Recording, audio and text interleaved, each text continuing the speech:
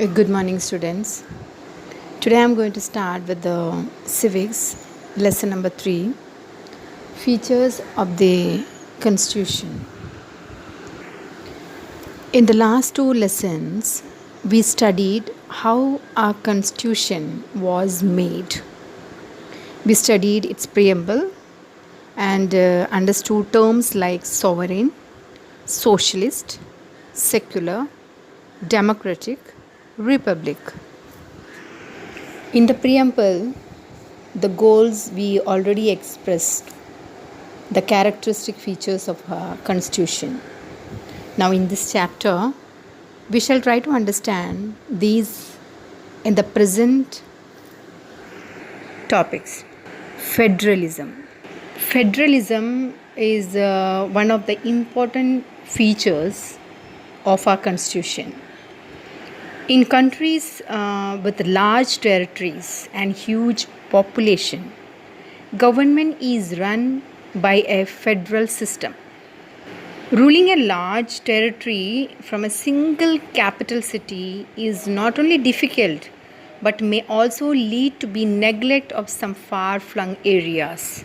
And people living in far areas cannot participate in the affairs of the government.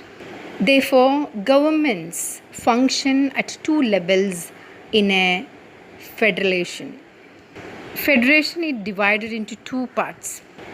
Government at the center carries out tasks like defense of the entire country, that foreign policy, establishing peace, etc.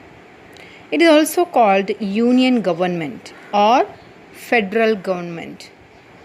It carries out the administration of the entire country. Okay.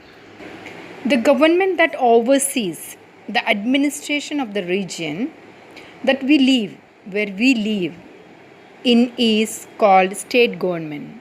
Like Maharashtra state where we live, and that state is administrated by the Maharashtra government.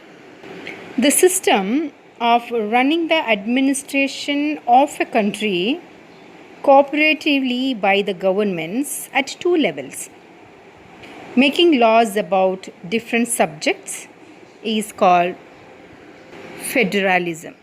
Separation of powers. The Constitution has divided the subjects for making laws between the union government and the state governments. Let us see which government is entrusted with what subject.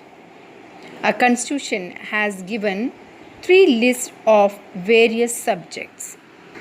The first list is called Union List.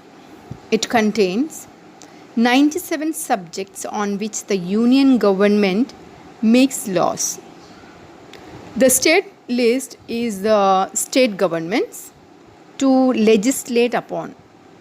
It contains 66 subjects. Apart from these two lists, there is a concurrent list which contains 47 subjects. Both governments can make laws on subjects included in this list. If a subject comes up that is not included in any of the list, the union government is entitled to make laws on it.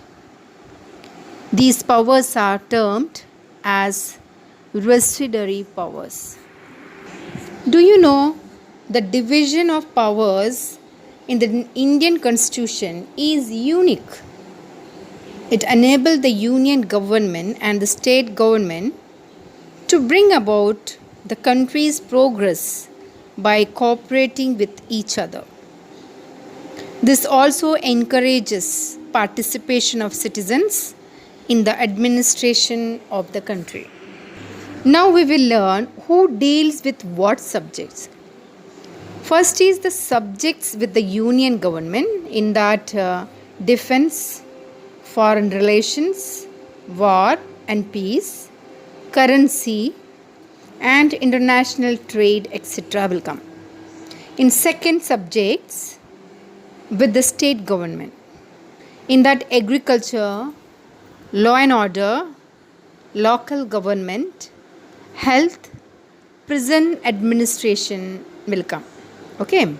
In third subjects, with both the governments, employment, environment, economic and social planning, personal law and education. Okay. Now we'll learn about union territories. In India, there is a union government, 29 state governments and 7 union territories. The union government controls the union territories. Now 7 union territories, that is New Delhi, Daman and Diu, Puducherry, Chandigarh, Dadra and Nagar Haveli, Andaman and Nicobar Island and Lakshadweep. I will continue this lesson in next video. Okay, go through this lesson, read the lesson. Okay, thank you.